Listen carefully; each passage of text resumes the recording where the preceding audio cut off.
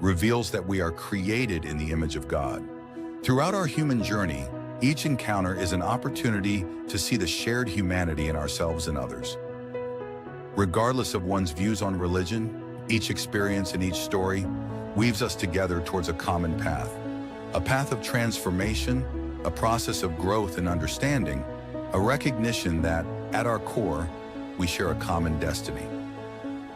What does the search for truth really mean in our lives? How can we find a sense of unity in a world so diverse and divided? As we reflect on these questions, we start to uncover a fundamental connection that binds us all beyond our differences. Welcome to Created in the Image of God, Building Vibrant Communities, with our host, Wade Franson. Tonight's episode is The Gifted Gangster.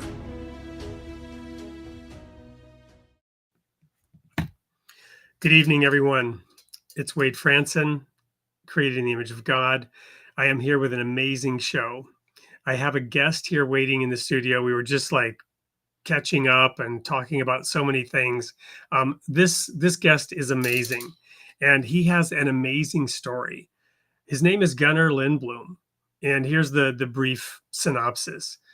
From a life entangled in crime to a mission fueled by faith, Gunnar Lindbloom, his journey is nothing short of extraordinary. Once known as an enforcer for the Detroit Mafia, he spent 13 years behind bars, where he not only discovered his gift for writing, but also found the love of his life through thousands of pages of letters. Now he's a best-selling author, an entrepreneur, and an inspirational speaker. Gunnar's story helps us to understand that with God, anything is possible. Let's welcome him in. Welcome, Gunnar. Hey, thanks for having me. How you doing, Wade?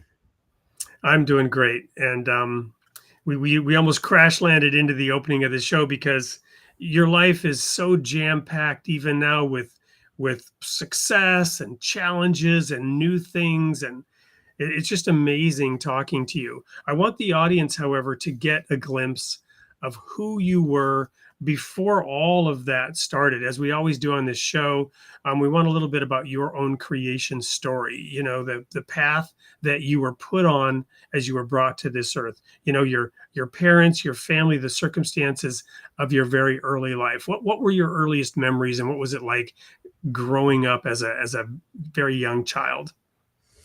Oh God, I had a horrible, tumultuous childhood, man. It was bad. But I won't say as bad as it could get, but pretty close. Like my father was an abusive drunk alcoholic. My mother was mentally ill. You know, by the time I was 3-4 years old, I was seeing my father beat my mother, you know, beat the crap out of her. When he come home drunk from the bar or whatever. And eventually they divorced when I was 4 or 5. I think it was 5.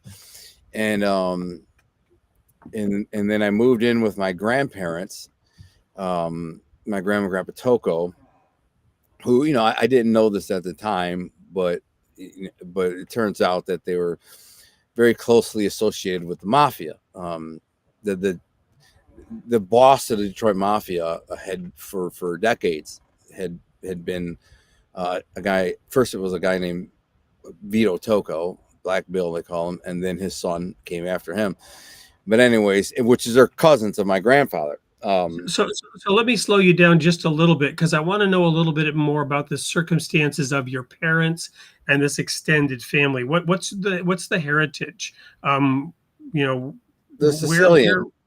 Sicilian, okay. Sicilian. So it goes way back to the old country, and that particular old country, yeah. And that particular part of that particular old country. Oh yeah, they basically, it's a big family with a lot of cousins, and they all eventually moved to the same area of Detroit, because they were cousins and family, and they knew that if they could support each other's businesses, help each other in business, help, you know, whether loaning them money or support the business or going in partnerships or whatever. So they all kind of migrated to the same place. So like my grandfather and this boss of this mobster, Vito Toko, they grew up together in the old country in the same neighborhood, you know, as cousins. And so their parents moved to Detroit.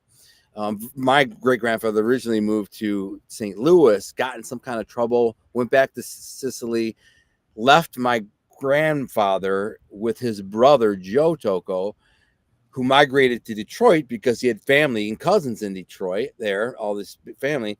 And then my great grandfather ended up coming back to the United States with a new wife, and then took his kids back, my great aunt and my grandfather, and started, they all were in this community, and there was more than just their family. There was a large Sicilian community from the old country, probably, I don't know, probably 300 or 400 people, you know what I'm saying? Quite a large community, right? And they all were really, really hard workers. So when they came here, they helped each other start businesses, and they basically took over the Eastern Market, which is basically Detroit's little Italy.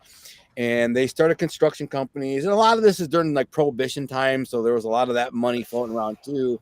My great grandfather came here, didn't speak a lick of English on my grandmother's side, and like he started with a fruit truck, but then like within 10 years he's like a multimillionaire just during Prohibition, and everybody he hung around were like gangsters and stuff.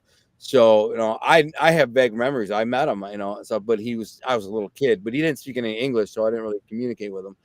But anyway, he became a builder and in Lidl's Construction, and still to this day, Lidl's Construction is a well-known builder in Detroit, builds houses and big buildings and all that. But that was him. So all these Sicilians came and worked together, and they really stuck together as a tight community and lived in the same neighborhood and supported each other. And I didn't know any of that. And when I was a kid, all I was around was Sicilians. You know what I'm saying? Once I moved in with my grandparents, all their friends and family were in the neighborhood, and they all spoke Sicilian more than they spoke English.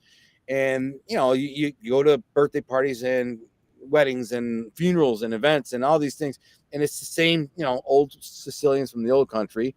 And that culture was instilled in me, and it was the only culture I ever knew, really, was the Sicilian culture, because like I said, I was 5 years old. That became all I knew.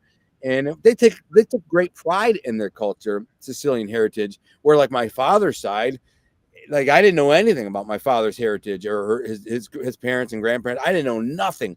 Like I like had one aunt who I met a few times in my life. That's it. Where on my mother's side, I was surrounded by this very warm and like steeped in their culture, family, Sicilians. So that's really interesting. So your mother's side was the one that had kind of the close-knit warmth, but they were actually the criminal side. Your dad's side was not necessarily involved in the illegal activities. My dad was, but he was the one who was a drunk and abusive. Yeah. That's really just kind of an interesting dynamic. Have you sort of reflected on that at all as you've tried to process your personal history? And I first of all, I don't like to say that my immediate family was involved in crime, right? It's possible that my grandfather was like a layoff bookie, like somebody who helps bookies when their books are unbalanced, they help them find betters. And anyways, it's a long story. I was told by my uncles that, and then I had uncles like that were involved, and cousins and stuff. But like my immediate family, like my grandfather, I don't think he was I do firmly believe that he was like, if the boss or one of his cousins were like, hey, listen, do me a favor, run this box of fruit or produce over to Tony's house, and it would have been $500,000 in cash. He would do it. So they might have been benefiting from this, but not directly involved. It's just yeah. My grandfather had a contract just to provide all of Detroit public schools with produce and food for the schools for like 40 years. So you can't get that kind of contract in Detroit at that time without mafia connections. You just couldn't get it. And so the boss was connected to all the government officials and all the local, everybody's comptrollers and whatever, mayors, ever. And so I'm sure he said, listen, give my cousin this contract. And maybe a kickback comes your way. And then I'm sure my grandfather probably gave a kickback to the boss for getting him the contract every year. And it's a modern day equivalent of, $4, $5, $10 million contract, where it basically provided for my entire family for 40 years.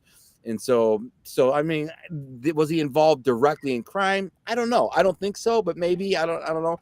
But all around him was criminals. All around him were his cousins and his uncles, and they're all criminals, going back to Prohibition and gangsters. But he was friendly with them, and they were still his family, and he treated them as such. He was very respectful to them. And again, just because they're organized criminals, he didn't care. That was his cousins and his family, and he treated them. And the thing is, it's not like the criminals were in your face. I'm a gangster with a gun running around blasting people. They projected themselves and carried themselves as just legitimate businessmen. But of course, everybody in the know knew that they were involved in, certain rackets and crimes. But nobody, it's not like you would talk about it. My grandfather would be like, so you got the big city contract with the mayor. Well, how much did you give a kickback for? Or it's none of his business. You know what I'm saying? He'd just be like, oh, congratulations. You got the big $40 million contract. Good for you. That's it. Yeah. And that was how. So for those of us who may have watched The Sopranos, it sounds like obviously there were Hollywood moments and all that, and very dramatic and well produced. But it sounds like, they were trying to create kind of an authentic approach to how it really worked. The Sopranos, they did okay. A lot of it was Hollywood and not great, but a lot of it was good. And a lot of it was good writing, and it was very realistic. I mean, The Godfather, for example, I didn't really know what my family was or anything about it until I saw The Godfather, and then everything made sense. So I was about 12 years old, and then Godfather was very realistic to the world I grew up in. And, not like my grandfather was a Don or nothing like that, but you're in that world. So imagine imagine your great uncle is the Don, and imagine he comes around and hangs out with your grandfather and plays bocce ball and smokes cigars and barbecues with him, and comes and calls the house or comes around, and you just, all these different mobsters, like in The Godfather, those type of guys are in your house all the time, and they're coming over in their Cadillacs and their pinky rings, and they're smoking cigars, and they're speaking in Sicilian, and then they got to speak in private. They go in the back room and they whisper, and they lock the door, and they're eating meatballs and pasta. It all made sense. I was 12 years old, and I went to my Uncle Joe Toco's house, and he looked like a prototypical mobster. Big, heavyset guy, very swarthy and dark skinned, hair slicked back, pinky ring, always smoking a cigar. Drove a big Lincoln, which everybody made fun of because everybody else drove Cadillacs, but he's the only guy who drove a Lincoln. And anyways, I was at the house watching The Godfather with my cousin Patrice and cousin Jerry and my sister and my mother, and I'm watching it, and then everything began to make sense, because why, when I go to the corner store by our house, which is just down the block, down the alley, the old Greek guy wouldn't take my money. If I go to buy some candy or ice cream, he'd be like, oh, no, Alonzo, no, tell Papa I said hi here. And he'd send a package of meat or cold cuts or something for my grandfather, my grandmother. And he wouldn't take my money, but he would take the other kids' money, my friends. But some of the other mob kids, he wouldn't take their money either, because they were all in the neighborhood, all the mob grandsons and nephews or whatever. So I started to put that together. Also, how much respect everybody gave my grandfather around in the market or wherever he went, because I go with ride-alongs with him all the time. He'd take me to get pizza or ice cream or whatever, and we go to different places, and everybody would shake his hand with two hands and kiss him on the cheek, and because he was a Toco, regardless of if he was a mobster involved or not. He was a Toco, and he was related to these people, and he was very close with these people, and everybody knew that because they'd see him together and see him at functions and weddings and whatever, and they were always talking. So you'd see that, and then after a while, I started asking my uncle about the mafia, what's the deal? And he started telling me, my two uncles, Uncle Sal and Uncle Pete, and they were like, Uncle Joe is this guy, Uncle Tony's that guy, and he's like, you remember, Tony Jack, Uncle Tony? I'm like, yeah, from when I was a kid. And then I didn't see him for years, and then he popped up again when I was 14 years old. And I remember saying I remember him when I was young, as a kid. He taught me to play poker when I was 5, 6, whatever, 7. I don't remember how old I was, but I was very young. And my uncle said, oh, he was in prison. Well, he said he was at college. That's what he said. He was at college. I'm like, what do you mean? He was getting an education. Yeah, he was in prison for 7 years. So anyways, they started filling me in on the who's who. and I didn't really care. I didn't care because I was like a little kid, you know, young. Even when I was like teenager, I'm like, I didn't care. But it started to like, I did form a certain like belief or opinion that, oh, okay, there's criminals in our family and they're treated with high respect and high regard. So it's okay to break the law or bend rules or whatever. In my mind, I started to think of this. And then one day I asked like my uncle to buy me a mini bike. Because I saw it on the way to, we moved out of my grandparents' house, me, my mother, and my sister, and we lived about 10 miles away. But every weekend we would go back to my grandparents' house and spend the whole weekend there in the old neighborhood. And, you know, we were poor, so we went there to eat and do laundry, and, you know, and plus all my cousins and friends and everybody that I grew up with were there in that neighborhood. On the way there, I saw this mini bike on the side of the road, and I'm like, I want that mini bike.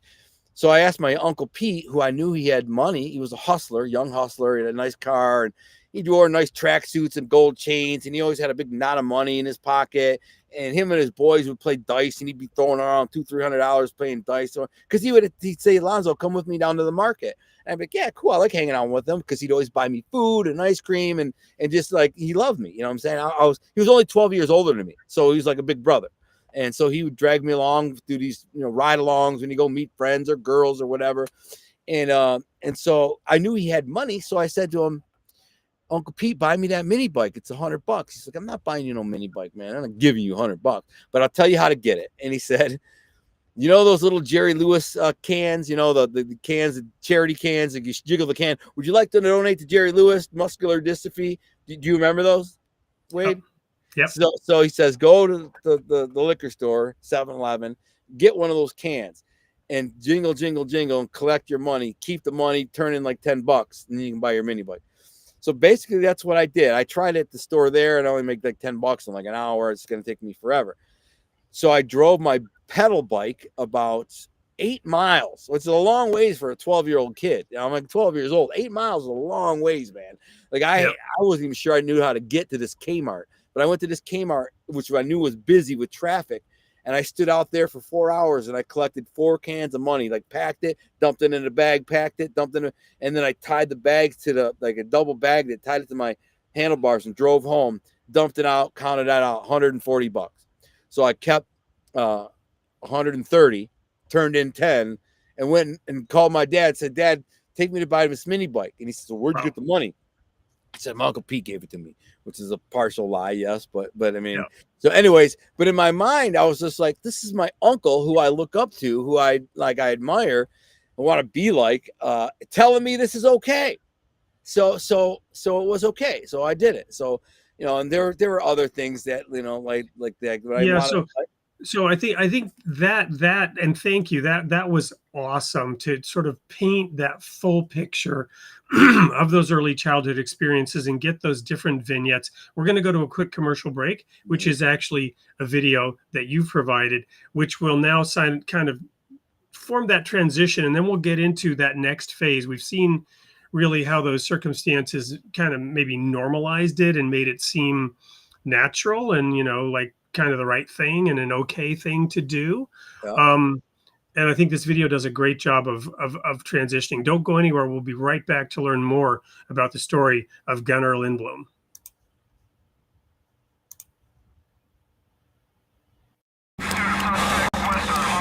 I'm inside of a garage bleeding out. I see blood dumping out of my stomach, pouring out. I ran right out of my shoes. I don't even remember that. This is one of the worst ghettos in Detroit, or even the world. And all I could think about, man, I don't want my girl to get the phone call that my body was found dead, bleeding out in the hood. So I said, I'm going to live today.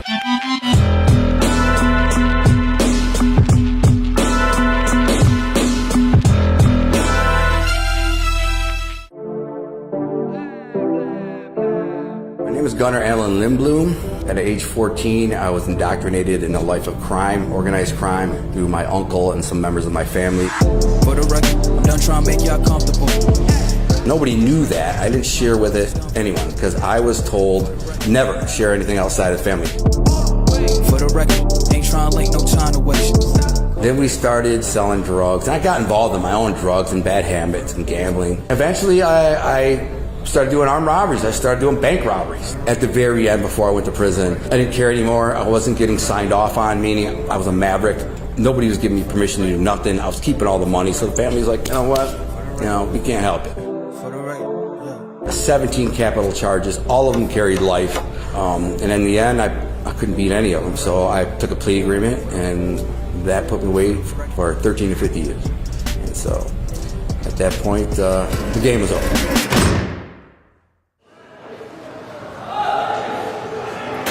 So I get to prison. It was horrible, as everybody thinks. The worst part is the crazy people. You're in there with the worst of the worst.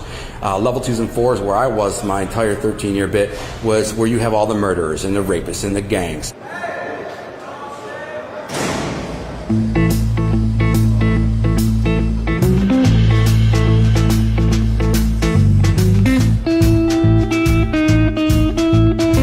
The interesting part is I knew I had this gift. I had these stories in my mind. I love reading, which is crazy. So I got to prison. I told myself, I'm not going to be another number. I'm going to walk out of here. I'm going to write these stories. I'm going to write these novels. There was a girl I went to school with. Never knew her, but she said, I work for a publisher. I see that you're a writer. Maybe I could help.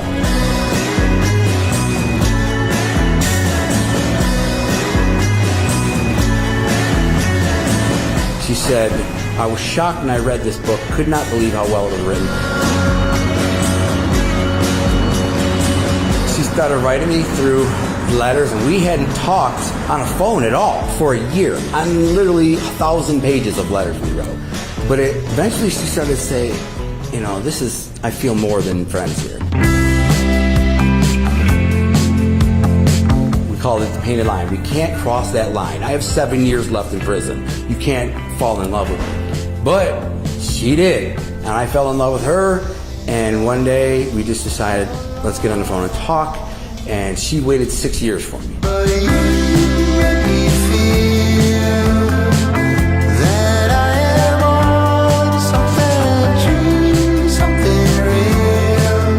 The day that I got out, she was waiting there for me, and she had a big, beautiful meal for me. And the next day, I married her. We were married. We went to the municipal building. My two friends were the witnesses, and the funny part was the clerk reading the vows, and my wife were pretty much, in a little teary-eyed. Me and my boys were like bawling.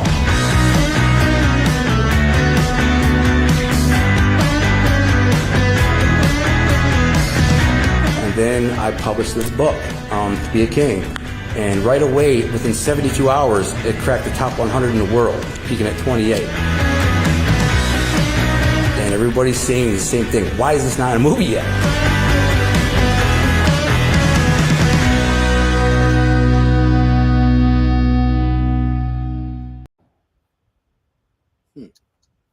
So I think that's just such an amazing transition. It tells so much, and now we get to dive deep. But I got to ask one question right now, because I'm sure everybody else is thinking the same thing. Why isn't it a movie yet? My story or my books? Well, either one. Well, there's a lot of things, it wasn't God's timing yet, but like, so my life has been made into a documentary that's in post-production now, and I hope to be released this summer. Armando Sante narrates it in part. It's Seth Ferrante is the director. He directed White Boy Rick on Netflix. But so, and then there's a TV script too that's associated with it. But it's never been my focus to my own life. It just isn't. I've never thought of it as that all that remarkable until I started writing the script and then recording the documentary and videos like this. I'm like, it's very remarkable, my love story. But what makes my story unique is my books, and there's no way you can understand that until you read them. But once you read them, then you'll like this. I promise you read my books. Anybody who reads my books are going to go.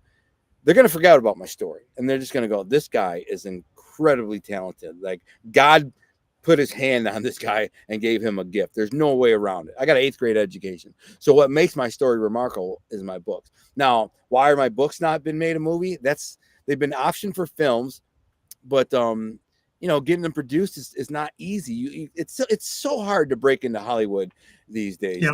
It's such a cloistered, tight knit. Like, unless you know somebody, you can't get a manuscript. Plus, Hollywood doesn't like to read. They like short, like treatments, which is like a little 5 or 10 page description of a story, or maybe a script, which is 90 to 120 pages. They don't want to read 2 500-page novels, because in order to understand the magnitude of my books and what I did with what I do as a writer, you have to read both volumes of the books. It's all one big story. It's 1,100 pages. If you read them both, you'll be floored, and you'll be like, oh my goodness, this needs to be made a movie. Sandra Petty, who is a Pulitzer Prize winning journalist for Newsweek, read both my books and called me, because I had interviewed her, so I had her number. She exchanged numbers. And she calls me and goes, why isn't this in the movie? Like, how has Martin Scorsese not made this a movie? And I'm like, well, it's not that easy. But if you know any agents or anyone, so she hooked me up with like a big agent, right? And the agent said, I can't sell a 500-page book, man. He's like, the publishers today want them to be 250, 300 pages. I'm like, well, if I cut it to that low, short, I would hack the story apart and it'd ruin it. And well, I mean, I guess the one thing I can say is, when I was a teenager, I read the book Dune by Frank Herbert like 3 times. And, speaking of Scorsese, wasn't it, or was it, I'm trying to remember, Coppola, his daughter made a version of Dune that kind of sucked, sorry. And there were like 3 failed versions of that book, because they kept trying to actually make a decent movie. The one that's out now in 2 parts actually finally really gets at it. But this is like 30, 40 years. The book, your book, the way you're describing your book, it reminds me of the book Dune. It is so meaty, so weighty, so involved, such elaborate storytelling that it was almost impossible to make a good movie out of it. You know what I mean? Well, a book and a movie are totally different experiences. I got a fan reader a couple weeks ago who messaged me. He said, and private message said, good morning, although it's not really good morning, because I just finished reading volume 2 of your book, and the way it ended, I'm not happy. You know what I'm saying? Where's volume 3? And I said, it's in my head. And when I get a movie deal for volume 1, I'll write it. Yeah. And he wrote me back and said, please don't make a movie out of it. You'll ruin it. It's got to be a series. It's got to be made into a series. It's like I'm into season 4 of Lost, right? Don't say anything. Everybody's watched, but 7 seasons of 20 shows. What is that? 100 hours of film. Yeah. Maybe that's what's needed, right? But let's move off that topic, because I want to ask a different question now, and that is, so your books are part of your story. That's a gift that God gave you, and that's critically important. But I want to go back to the moment when you began to get hope, and I want to understand the source of divine inspiration for you. Where did the presence of God, or the word of God, or what God had in store for you, how did that begin to get through to you and begin to change you?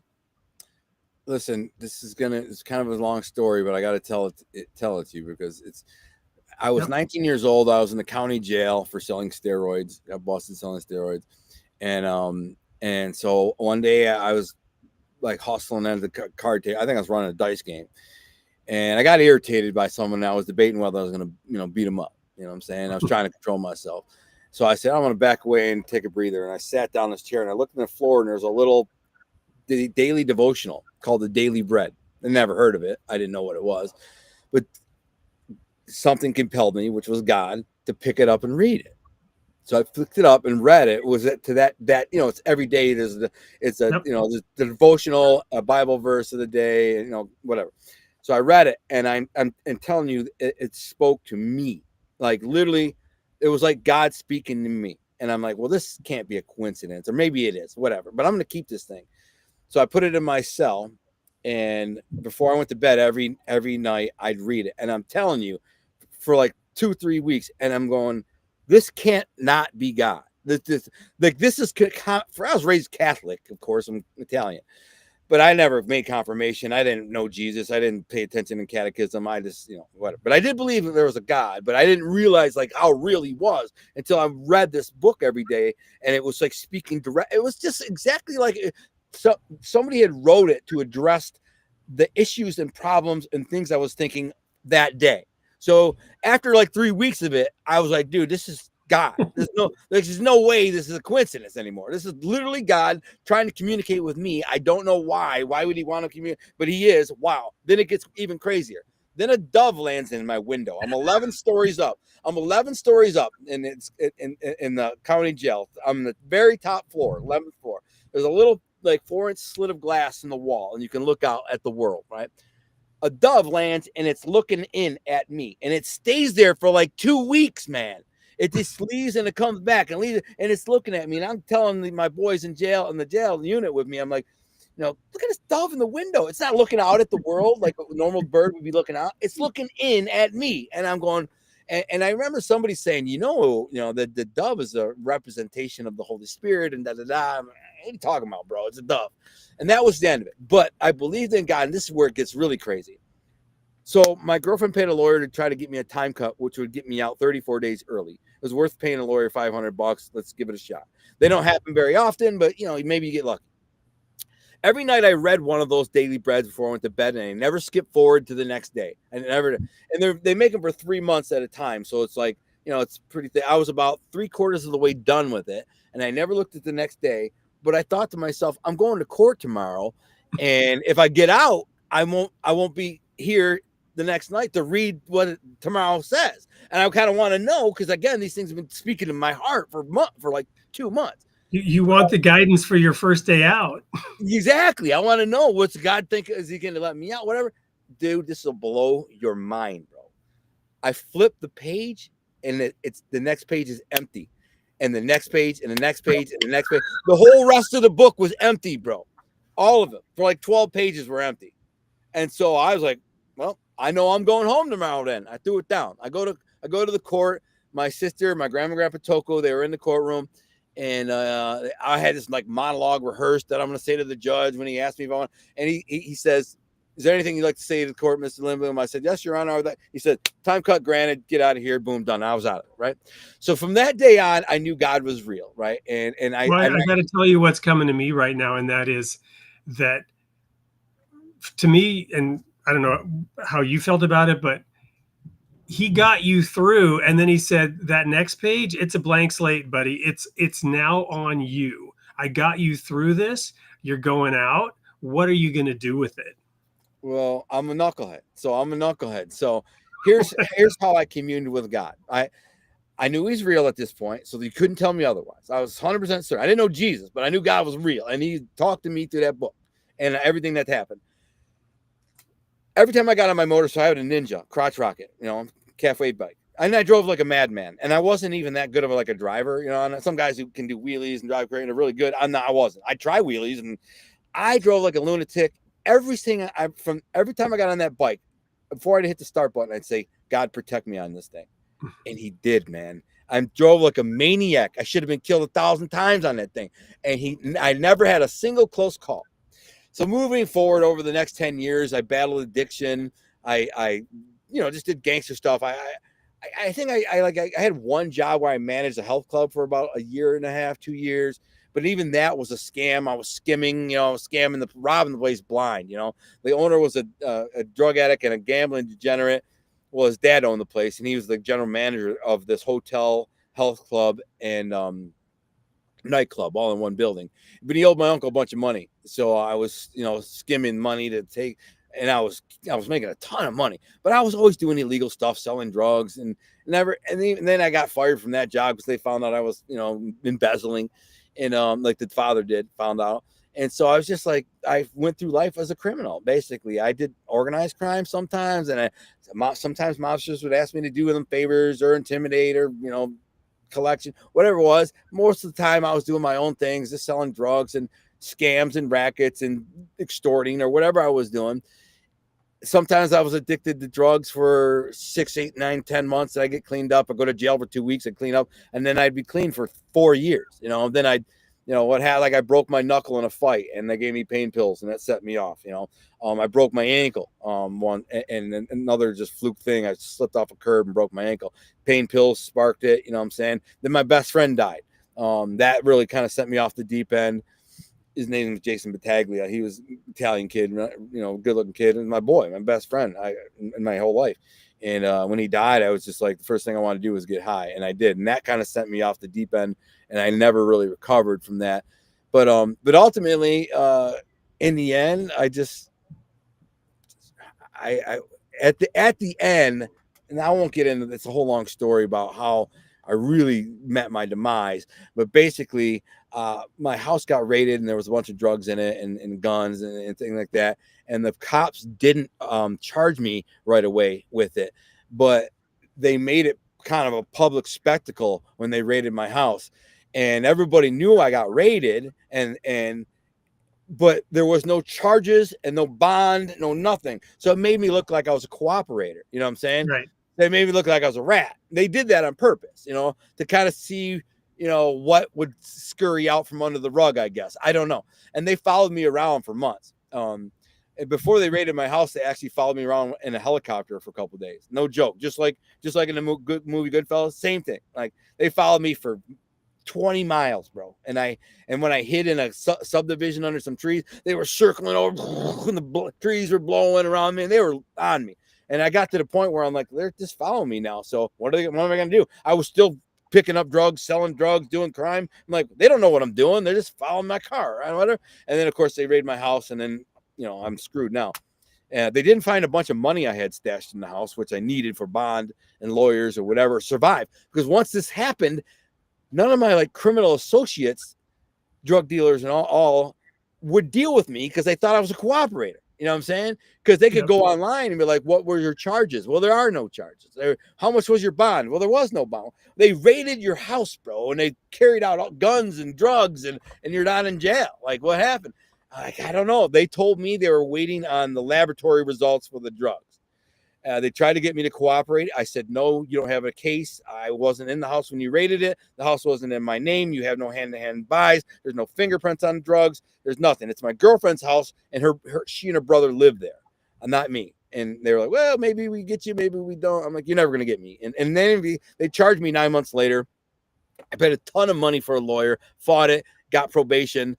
They threw out all the major drugs and charged me with like possession of analog steroids and like Vicodins. And so I got like 6 months probation, but I couldn't make any money because all my hustler homeboys wouldn't deal with me. You know what I'm saying? They were just like, I was persona non grata. I would go down to the market and where my cousins were like hanging out, they have businesses, and I'd walk in and the whole room would get quiet. And I'll be like, what's up, Al? How's that case? And I'm like, there is no case. They didn't charge me with nothing. And they're like, don't look good, man. I want to beat them up. I'm like, I'll smash your head in, man. Are you kidding me? You think I'm a rat? So nobody would deal with me. And so in the end, that's when my life kind of spun out of control. I started using drugs. I was using probably $2,000 plus a week in drugs, opiates. And then I just went on a crime spree at the end because I didn't care. I didn't care if I live or die. But I got to tell you, there's one really, really important piece of this puzzle. I got to go back to when I was about 23 or 4, right? I was buying cocaine and selling it in the suburb, buying it in the hood, selling it in the suburb to a cousin of mine, Italian kid in the suburb who was rocking it up and making crack. I was making about $400 a day from this. Which was, good money for me. $400 a day. It was a good chunk of money. I wasn't using drugs or nothing at the time. So I was, $400. I was only like 23 and I sold weed and steroids and all these other things I was doing. So I was making a ton of money. Well, I ended up getting into it with some black dude. And like I knocked him out and beat him up real bad. Right. And so later that day, he knew the guy that I was getting my drugs from. Was a guy named Lorenzo, and there was an abandoned houses around. This is in the ghetto, a really bad ghetto of Detroit, just really, really bad. I shouldn't have been in that area. Like my, white dude should never be down there. And I was down there like whatever. A lot of time I had a gun, but I didn't have one on this day. And so I go down there and I'm waiting for my boy Lorenzo to finish eating so he can bring me out the package. And dude slips out of the house behind me and smashes me in the head with a baseball bat from behind. And I kind of turn around. I mean, bang! You're like, what the hell? And I turn around and he breaks the wood Louisville over my head. And I still got a big scar on my head right there. It breaks the bat and it spins me against the car. I grab him, start choking him out. I try to kill him. One of them stabs me, another one hits me the bottle in the face. They start kicking and punching me. I won't let go. I'm trying to kill this guy. I got him by the throat, right? And then one of them comes up with a 2x4 and is like about to whack me in the back of the head with his 2x4. So I lunge forward off this dude. It comes across the back of my leg. Now I don't know I'm stabbed at the time. So I end up running out of my shoes, running through backyards, leave my car there with the keys in it, running through a bunch of backyards, jumping fences. I go a couple blocks over. I'm out of breath. The sun's just going down, so it's just about dark. I'm in no shoes. I have no shirt on. I'm covered in blood. I'm just drenched in blood. It's the gash is to the bone, and it's just pouring. And I've been stabbed too, and so I'm out of breath. And I like, man, I don't want to die. So I jump another block fence. I start walking on the street. I'm super thirsty. And I see on the side of this house, this is where it gets crazy. There's a faucet on the side of this house that has a vacant lot next to it. So I can see the faucet. And I'm walking down the street in the worst ghetto in Detroit, probably one of the worst ghettos in America for sure. Barefoot, bloody white kid. And I'm a 23-year-old white kid. I go over to the faucet to try to get some water. I hear a woman yell from across the street, "Hey, get away from my house. What are you doing by my house?" I stand up. I can barely see because there's so much blood in my eye. I turn around. I say, "Oh, I'm sorry, ma'am. I was just trying to get some water. I'm thirsty." And she comes walking up and she says to me, "What happened to you, baby? You get in a car accident?" I said, "No, I got jumped." And she says, "Come here. I'm going to get you some water." So she walks me up on her porch and sets me down in this chair. I'm telling you, this is where Jesus said, be careful of who you talk to and how you treat people, because you may be interacting with an angel. I sit down in this chair. I notice right away the house is nicer than all the other houses. Kind of odd. She comes out with a crystal clear glass of water, very clean glass of ice water, and gives me a starched white, like hotel room towel. It says, "Put that on your head." Well, your towel's ruined now. Put it on your head because it stopped the leak. Gives me a glass of water. I slam it down. I say, "Ma'am, can I have another glass of water?" She says, "Yes." She brings it out. All I remember is saying, "Don't drink it all because you're going to be thirsty in a minute." So I drink half of it. I set it down. Next thing you know, EMS is there. I probably was in and out of consciousness for like 20, 30 minutes, however long it takes for the EMS to get there in Detroit to give it an hour. I go to the hospital. They clean me up. They stitch me up. The doctor says, "Dude, I don't know how you didn't get a punctured lung. When they stabbed you, you're on top of the guy. So they came from the side and like tried to stab up into you, but it just like slipped under my sternum and like just nicked my lung. It didn't cause any damage." He's like, "It's like a miracle." And then he says, "I got to do plastic surgery on your head to sew the muscle back together." He's like, "I'm not certified to do that. So if you sign a waiver, I'll do it. But if I don't, you're going to have a droopy eye and you're going to have a big dent in your head." And he's like, "You're a good looking kid. And let me fix you up." I said, "Yeah." I signed a waiver. They fixed me up. They cleaned me all up.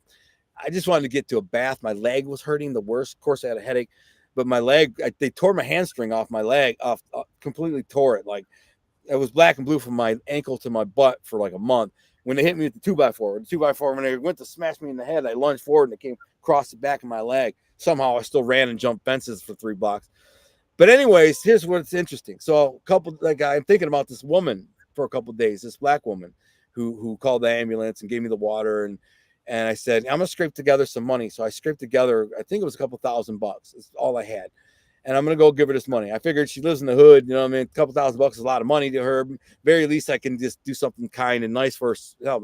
I go to look for this woman's house and I can't find it, Wade. I drive up and down every block 10 times. I spend hours driving down every possible block it could be. The house isn't there. It was a white house, green trim, green awning over the porch, green chair on the porch with a vacant lot. I can see it plain as day to mind. You can't miss it. It was the nicest house on the block. A little house, little white sided house with green trim, but in nice shape. House is gone. So all I can think to myself is, that was an angel. And I don't know, God sent this woman to save me. And she did.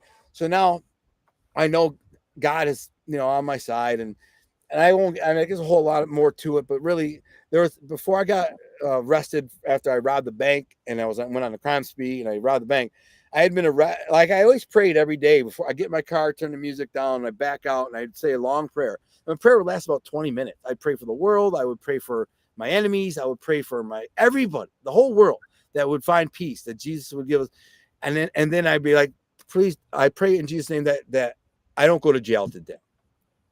And every single day that I prayed that, I never went to jail. But in a matter of like 2 years, over the period of 2 years, I forgot to pray 5 times, and all 5 days I went to jail. All 5 times I got arrested. Nothing major, it wasn't nothing major. It was like traffic warrants or minor stuff.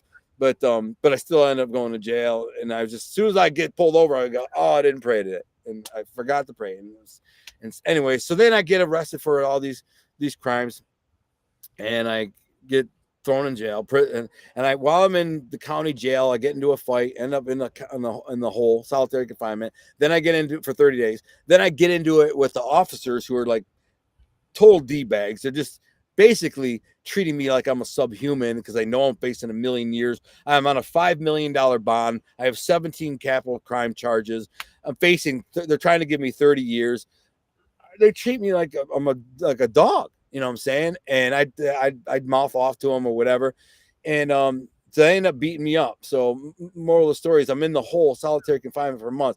I'm coming back from court one day, and I tore my shoulder when I was in the county jail. Tore my rotator cuff bad. Of course, they didn't do nothing. They just threw me back in the cell. I mean, I literally ripped it. You heard it go pop and rip like a piece of cardboard going, and it ripped. And it's like they did nothing. And so on my way back to court, they're yanking on me, and they're putting me back in the solitary confinement. I've been in there for about 3 months now in the hole, and they're yanking on my shoulder. And I look at this guy, and I said, bro, what are you doing, bro? I know where we're going. Calm down. You're going to rip my shoulder out a socket. I got a bad shoulder. Calm down. He said, shut up, inmate. You're not allowed to talk. You can't talk. Shut up.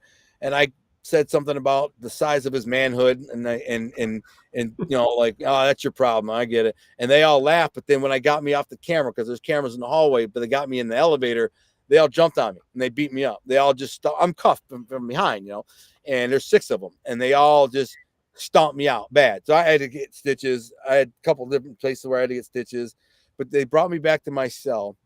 And before I got to my cell, they took all my pictures and my letters from my grandparents and my girlfriend and friends, and they put them on my bunk with the pictures that were giving me hope kind of for a future, like my fishing and hunting pictures, my dog, my girlfriend. And they dumped a mop bucket of water across my bunk. Then they put me in the cell, and they turn around and back up so you can uncuff. So you back up to your bars, and they uncuff you, and I turn around and I say, now come in and get me. And I'm screaming, dropping a lot of bad language, saying, come and get me now, a lot of mother effers. And they walk away. So I sit on my bunk, and I realize it's all wet, and there's all my pictures, and I start drying them off, and they're dripping of water, and I'm out of breath. Blood is dripping off my head, dripped off my nose, it's dripping off my ear. And I decide, man, I don't want to do this. I'm just going to kill myself. You know what I'm saying? So I come to the point where, like, I'm not doing this for 30 years, man. I'm not afraid to die. I just check out. They give you a shower, razor to shave in the shower with once a week. You can break it open, slit your wrist in the shower. You get an hour out. So you just sit down in there and maybe pray and just be like, it's over. I'll check out, whatever. I'm not afraid to die. I've been shot and stabbed. I've been shot a couple times. And like, whatever. And it was at that moment that God spoke to me. When, some people hear the voice. Some people have a dream. I can't explain it. It was more of like a presence. And he just said, man, I got your back. You can do this. I'll protect you. I gave you a gift, and I want you to use this time to use this gift, to utilize this gift I've given you. And I'm like, I'm just got beat up. I'm out of breath. I'm like, am I losing it here? Like, I'm feeling God saying this to me, And I look at a letter on my bunk, and in it, the letter was from my grandmother, Toko, and it said, you write the most beautiful letters. You could be a writer. You should be a writer. And I turned and looked at my little desk that's bolted to the wall, and it's covered in novels that I'd read. And I literally, every single one of them I read, I said, as I was reading them, I said, these aren't that good. I could do better. Like, these are by John Grisham and Sidney Sheldon and Robert Ludlum and some of my favorite authors. But as I'm reading them, I'm going, they're not as good as it could be. I believe I could do better. And then that's what I was thinking as I read them. And now God is saying, I gave you this. And I said, he said, there's a light. Without saying it, he told me there's a light at the end of the tunnel, and I'm going to get you there. Use this gift, and it'll get you there. It'll create a life for you. It'll create a future for yourself.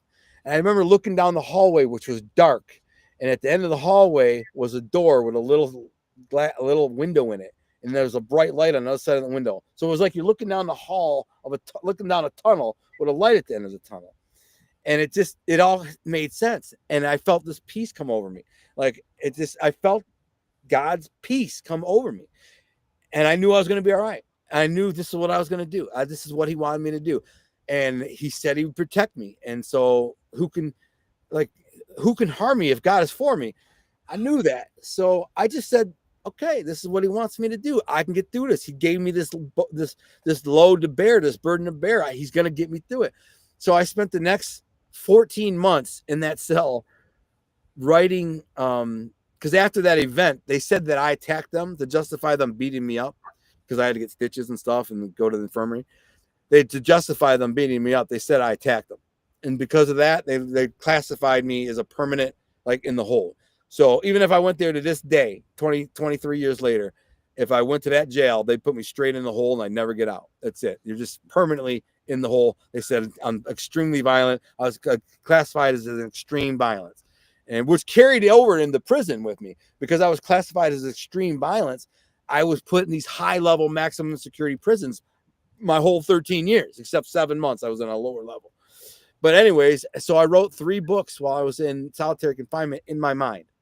And one of them was To Be a King, the books about the mafia family that everybody loves and says is the next Godfather. I didn't write those books until they were essentially my 5th and 6th books, or my 6th and 7th book. Because I had the 5 books that I wrote before them, I just liked the stories better. I was like, I'm not a mafia writer. People know me as a mafia writer because the 2 books I published are about a mafia family, and they compared to The Godfather, and everybody says you wrote the next Godfather. But really, dude, I'm not a mafia writer. I'm just a writer who wrote a mafia story. The other 5 stories I wrote, which I liked better, that predated those books, were just, books that I like. They're about other things, sports, a comedic drama, a romantic drama. There's 2 sports team books, a Jason Bourne type of like Robert Ludlum's book called Eagle's Talon. But anyways, when I wrote that 6th novel, I wrote it as 1 book, but had to divide it into 2 volumes because it was 1,100 pages. This is where it gets really interesting with my wife, and your audience would appreciate, I think. So there's one other thing I got to tell you. I forgot to tell you. When I first got to prison, when I got sentenced to prison, I get a letter from a guy named Joe Rubino. And he was a guy that I had pretty much robbed like 8 years earlier. He fronted me 8 or 10 pounds of weed. I can't remember. And I just never paid him. And he was a big muscle bound guy, but steroided out muscle bound guy, but he wasn't a tough guy. I knew that. And so he was no threat. And really nobody was a threat to me, because I robbed drug dealers and stuff like that all the time. It's one of the things that I did because I wasn't scared. It's like, you're not going to kill me, I'll kill you. Or, you're not going to beat me up because you can't.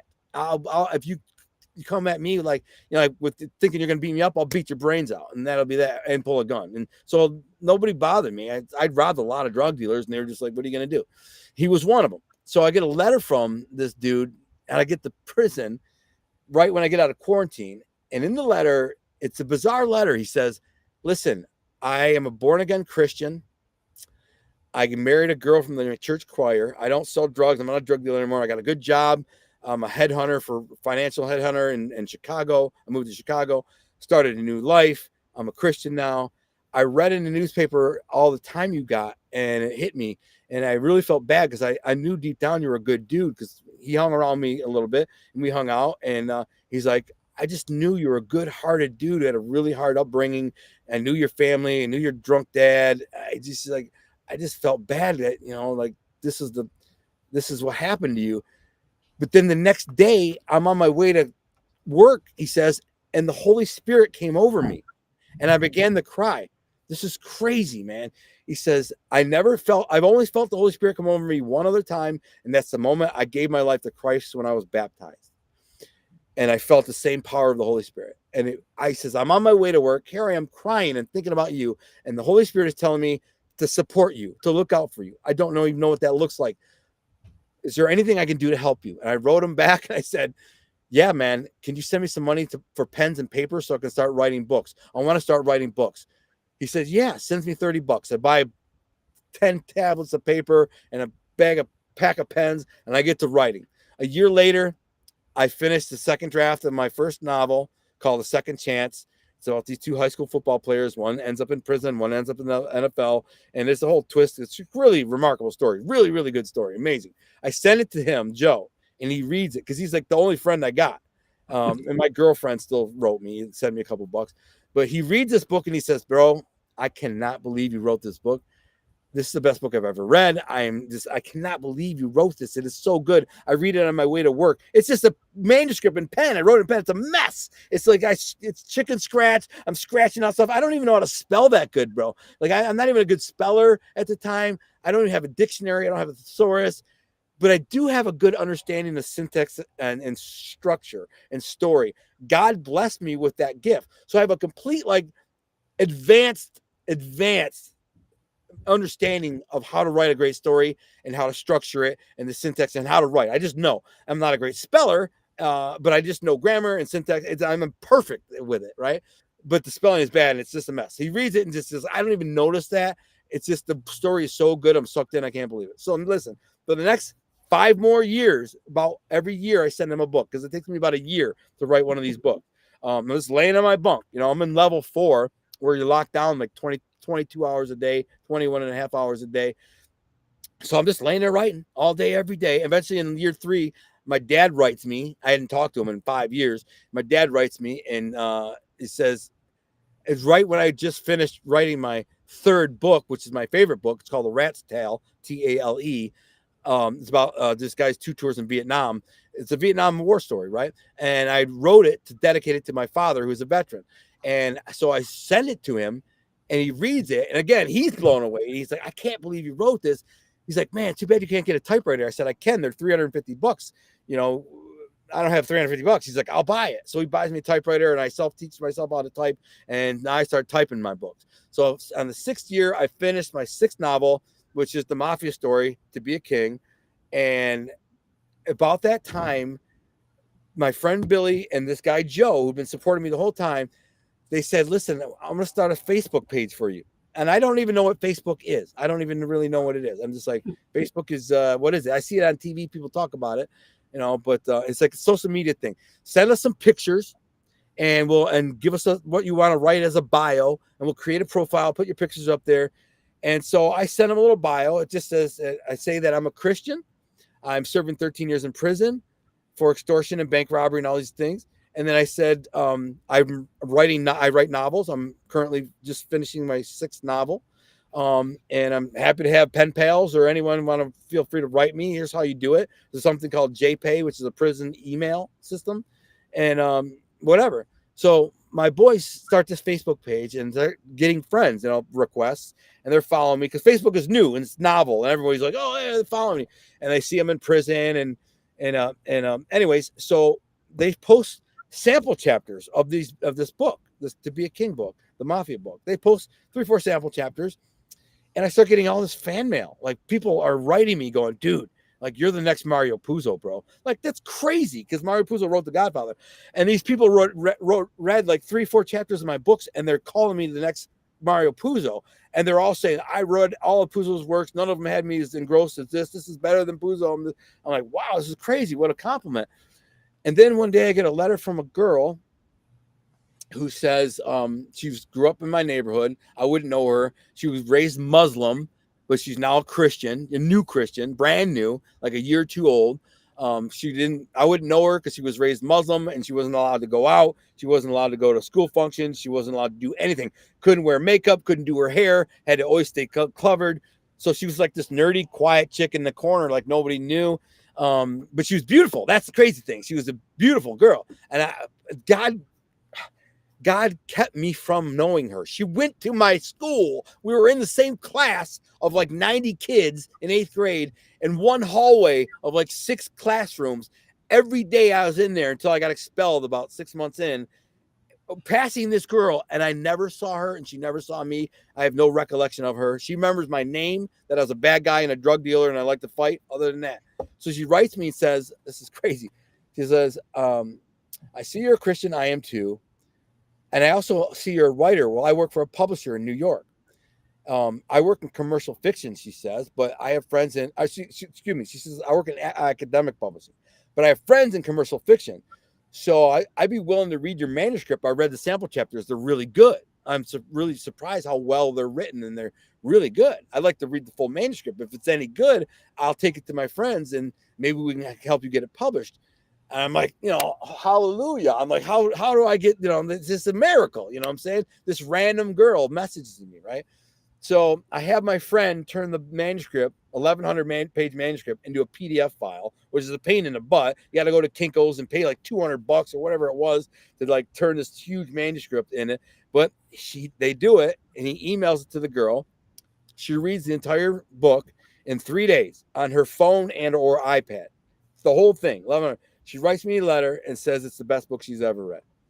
So she writes me and says, I blew through this book. I couldn't put it down. Best book I ever read. It originally said in top 3, but like after I got to know her better, she says, I didn't want to blow up your head. So I said it was in the top 3, but it was the best book I ever read. I just didn't want to say that so you'd think like I was blowing smoke, but it was the best book I ever read. And incredible story. Had me in tears at the end. I was just bawling and I was just crushed at the end because it's kind of I leave it at an open book ending so that at the end, you don't really know how it resolves. It could go either way. He could be dead. It could be alive. You don't know.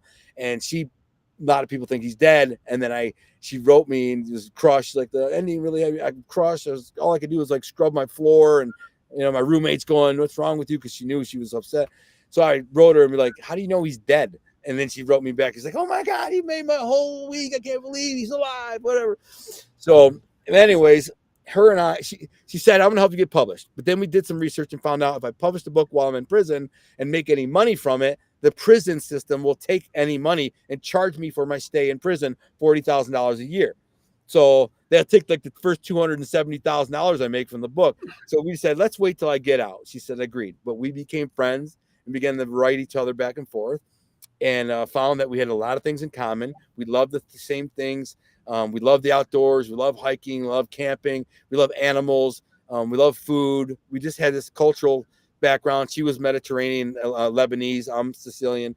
And we just clicked, man. We were meant to be. And we fell in love over the next year through literally thousands of pages of letters. Literally. I was writing her probably an average of 50 to 70 pages a week. And she was writing me the same. So our letters were passing in the night. And she'd get a letter and she said, I could not wait for the mailman to show up. I'd hear the mailman coming around noon. I'd out the window looking. I'd run out there and open the mailbox. And if there's one of your fat letters, she's like, I'd squeal and scream. I'd like take a break from work for an hour, log off work. I could just blow through the whole letter and make notes how I want to write you back. And this went on for like a year. And then she wrote me and said, I think you already know this, but there was some transitioning into like flirting. And then I finally said, we can't do this.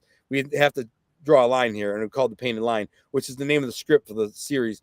But anyways, I said, we need to draw a line, a painted line. We can't do this. I've got 6.5 years left in prison. You're a professional. You have a life. You don't have any kids. You have a beautiful existence. I don't want to ruin it. She said, I agree. Then the flirting. And then like 2 letters later, we're back to kind of innuendos and a little bit of flirting just to be funny because we're both writers. And she's a writer too. She's written a couple of books. And then she just wrote me. She said, I've fallen in love with you and I'm willing to wait 20 years. She says, I think you're worth it. And I said, could you wait faithfully? She says, I absolutely can. I said, well, then move up north by my dad and look out for him. And she's like, where? I'm like, in the middle of the wilderness. I want to be out. I want to be able to go 4-wheeling and trout fishing and just be away. I don't want to be around people anymore. I spent the first 29 years in and around Detroit, surrounded by people. I saw a lot of bad stuff.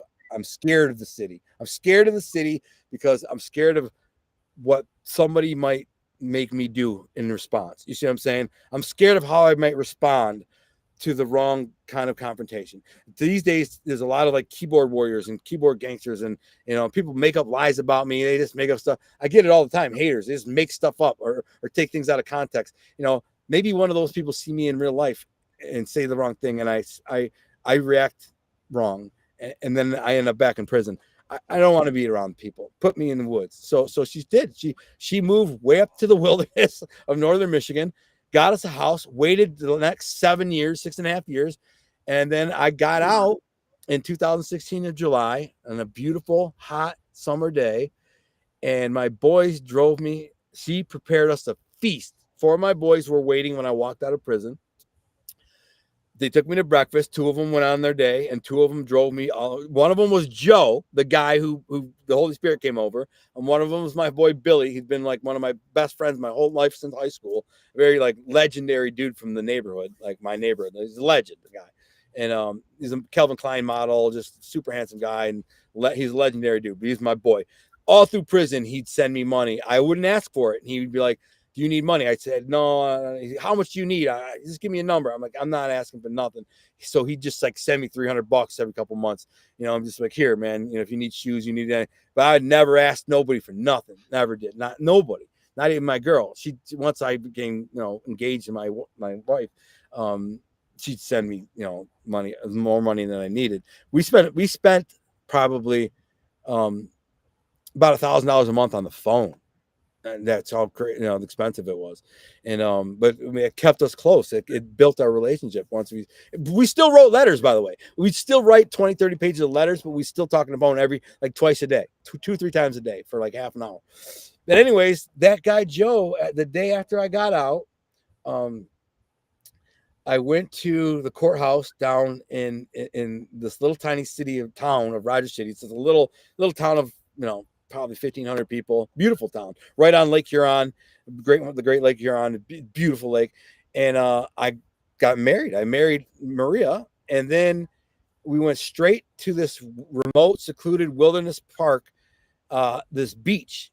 And that guy Joe, do you remember he said he'd only felt that Holy Spirit come over when he got baptized? I said, when I get out, I want you to baptize me and Maria. So he said, I'm not an ordained minister. I said, I don't care. God, God approves of you. And so he says, okay. So we went to this beautiful beach. There was 95 degrees that day, really hot. The water was like bath water, crystal clear turquoise, calm and flat for miles. The lake, as far as the eye could see to the horizon, just this flat, beautiful turquoise water. Look, you could be in like Tahiti or something. And he baptized me.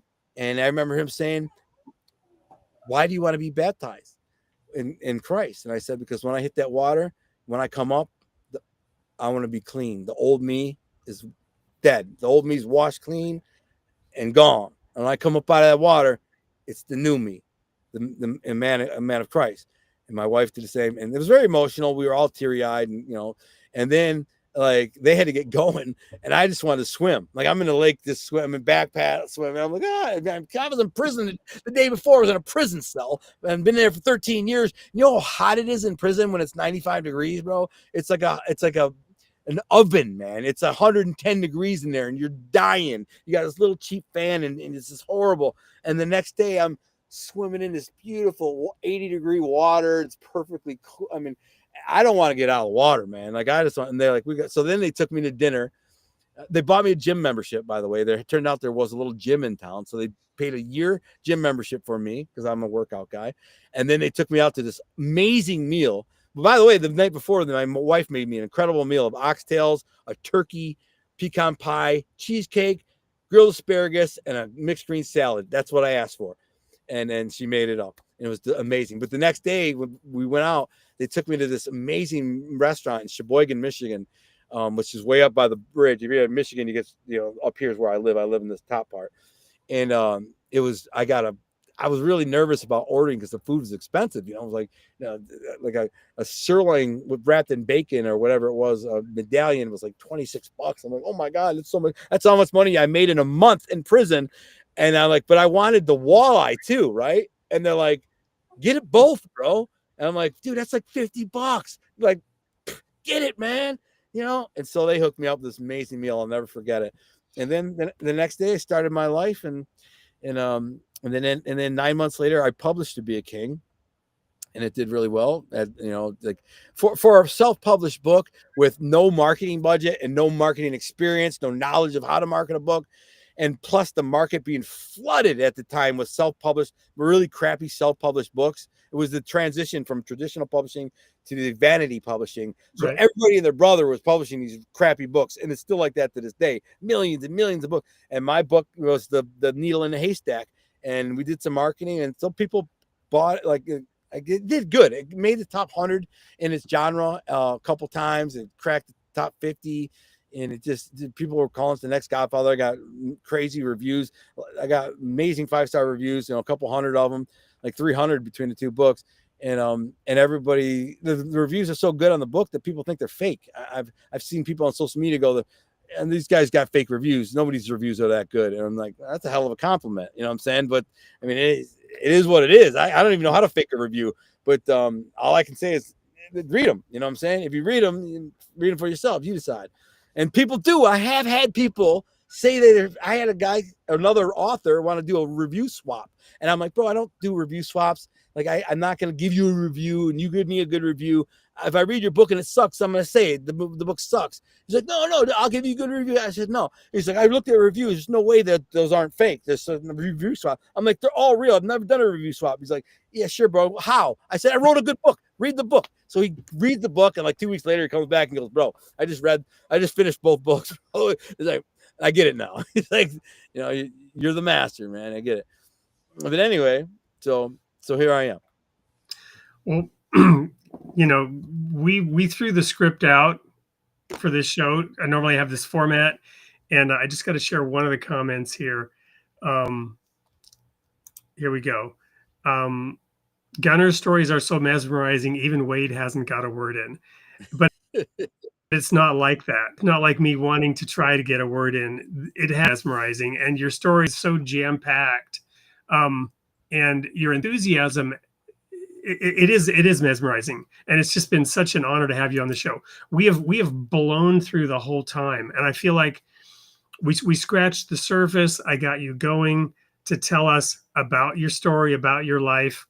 And, we uncorked the wine and out it came. Yeah. I mean, I do interviews, I like the scripts out the window usually with me, but I do want to talk about a little about what I'm doing now, if you don't mind. Yeah, please. I do have to wrap it up though. I personally have to go. We often go overtime, so it's not a big deal, but tell us, we're going to have you back on, but tell us briefly, obviously, tell us briefly what it is you're doing now and what's next for you.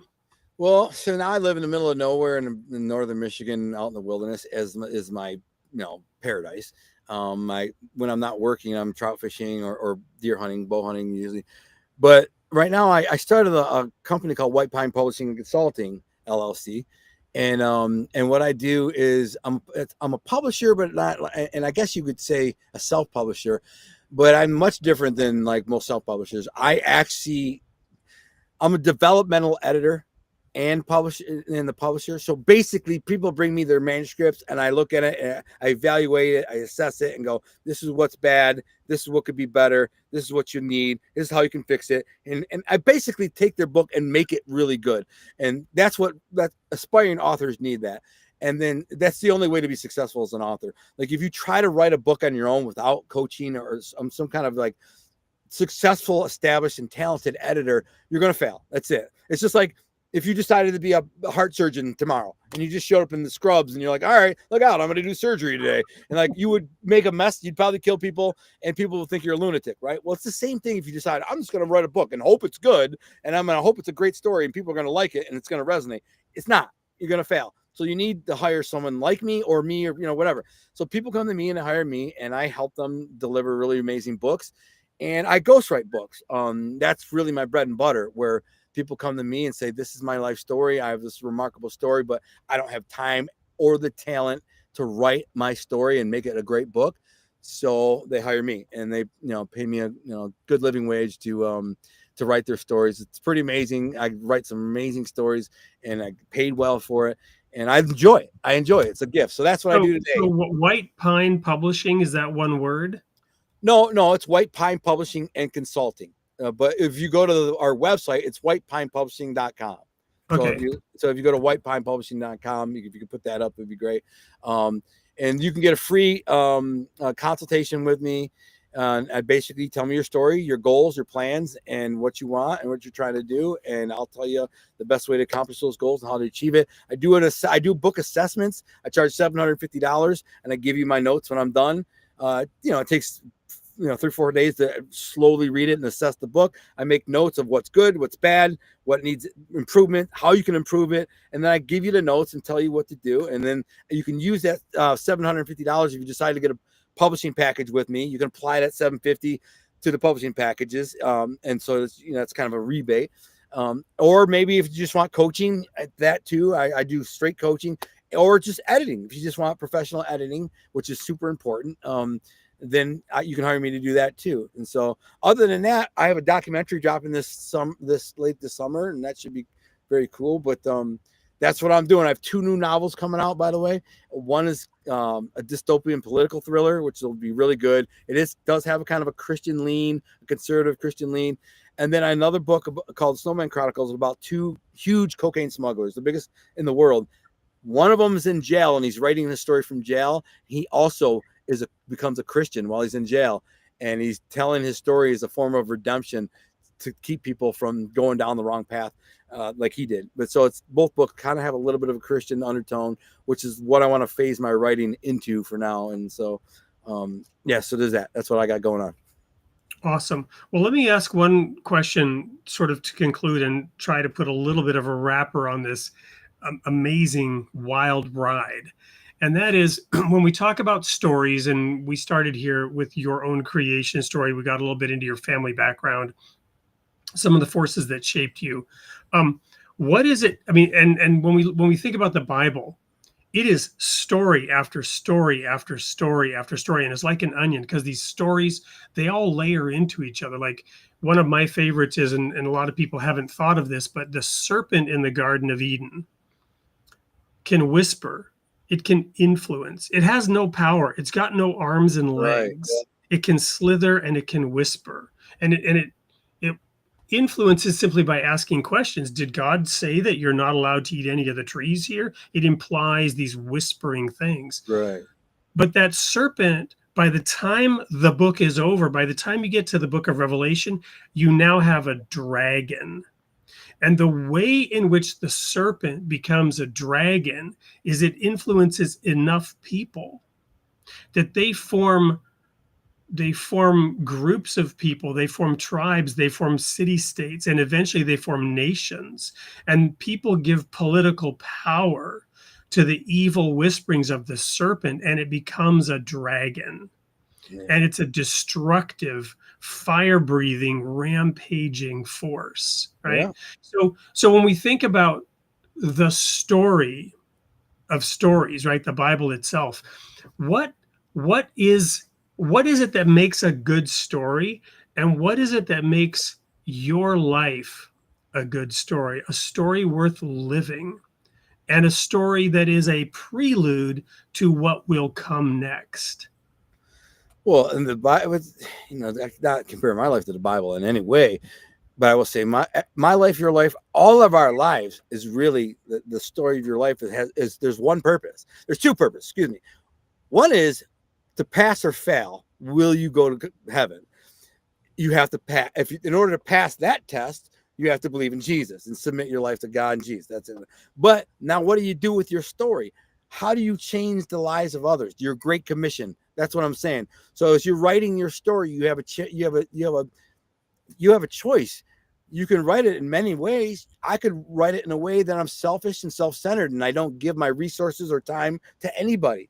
Or I can write my story in a way that I give 90% of my resources to the needy and Christian, and I spend time, sharing my testimony like I am here, or feeding the poor at the soup kitchen, or whatever.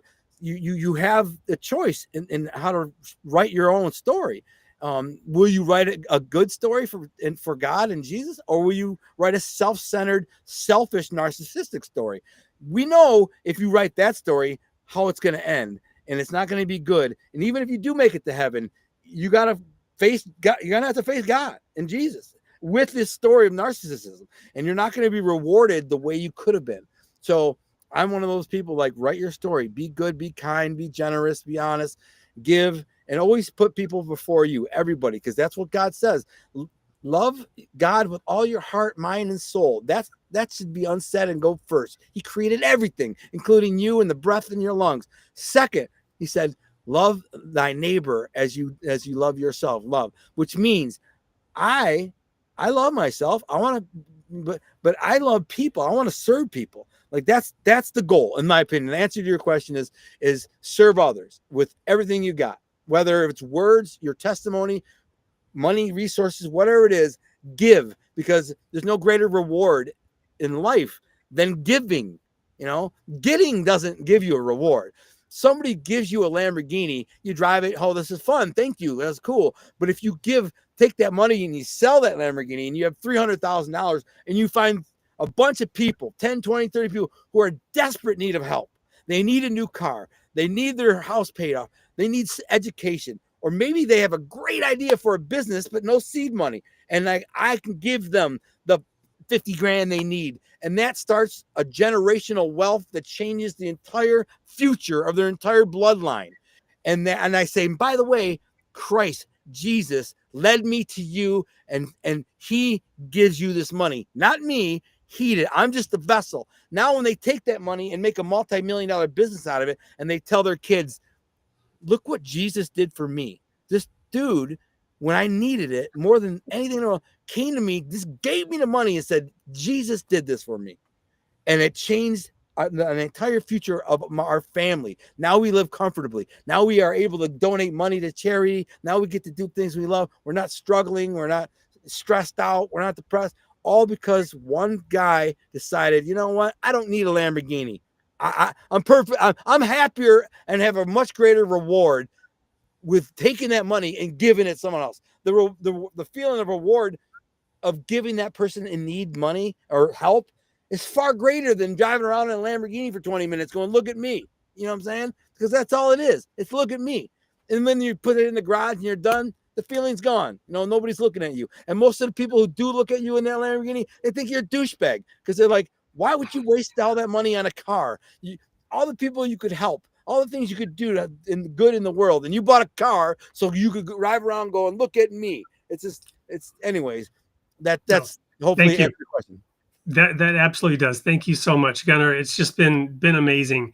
I have one thing left to do today, and that's to show the sneak peek for next week's show. I don't know how we're going to follow this up. It has just been an honor, and it's been an amazing ride and journey to have you share your story with the audience tonight. So, Gunnar, thank you for being you despite everything you've been through. Thank you for openly and honestly just sharing it, the Holy Spirit, the love of God that pours forth despite all those trials and tribulations.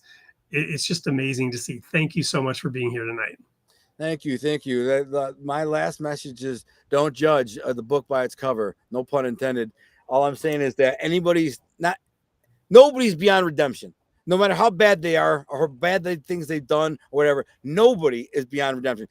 God works miracles and moves mountains. And you could have somebody who's the worst human being possible. Yeah. That guy can end up being a saint. I talked about the serpent and the dragon. The other thing we know about that being, that entity, that concept, is Satan is the accuser of the brethren, right? That's right. Jesus is the forgiver. That's right. And God is the forgiver. Satan is the accuser. So amen to what you just said. That's right. Nobody's beyond redemption. Remember that. Amen. So with that, thank you, Gunnar. We're going to go to the sneak peek, and everybody will see you next week. Same time, same place, 8 p.m. Central, for Created in the Image of God. By the way, God bless, and follow me on YouTube, my Gunnar Detroit, my YouTube channel, or my author page, author Gunnar Alan Lindbloom on Facebook. Thank you. Yeah. So say those one more time, and maybe I can type it and leave it here in the chat at the end. subscribe to my YouTube channel. I do a lot of outdoors stuff, fishing and stuff. And what is the YouTube channel? Just your name? Gunner Detroit. Yeah, Gunner Detroit, or my name, either or will pop it up. Gunner Detroit on YouTube, at YouTube, or at Gunner Detroit on YouTube. And then my author page I'm maxed out on my personal Facebook page, so it's worthless. But my author page is author Gunner Allen Lindbloom, and so you could follow me there and stuff. And also or you could go to my website, Gunner Detroit, which is my web.com, Gunner Detroit. Awesome. Or you could always contact me if you need publishing things, through White Pine Publishing and Consulting. WhitePinePublishing.com. Yep. Awesome. Thanks so much, Gunner. You're welcome, man. And here we go with the sneak peek for next week's show. Until then, everyone, may God be with you. God bless.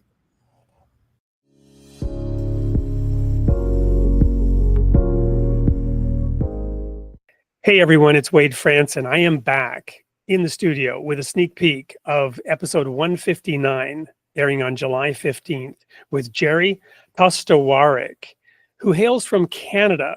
And while this show is airing near Independence Day, we're going to have a Canadian on the show. And this man is unique.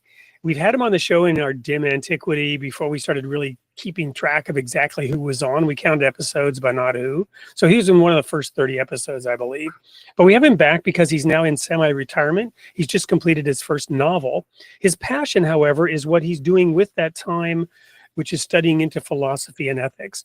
After having spent most of his life in real estate up in Canada, 9 years teaching ethics as one of the premier ethics instructors in the field of real estate in Canada. Welcome to the studio, Jerry. Wade, thank you very much. I'm really looking forward to our discussion.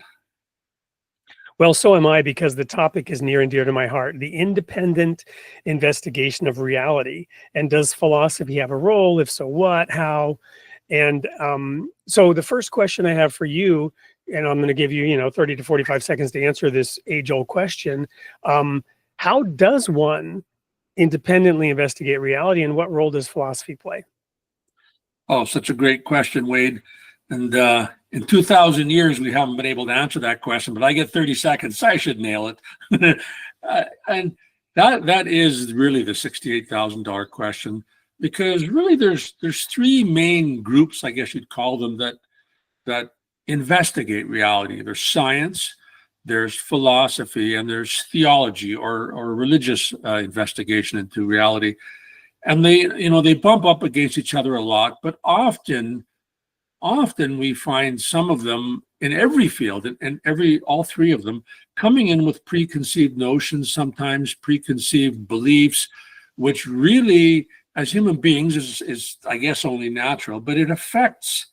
When we're investigating anything, we should be going in with an open mind, looking for the facts. But quite often we don't. And so that really affects, and has for 2,000 years, has affected actually more than 2,000, as we'll get into in the show, has really affected that investigation into reality. And I guess has led to no conclusions yet.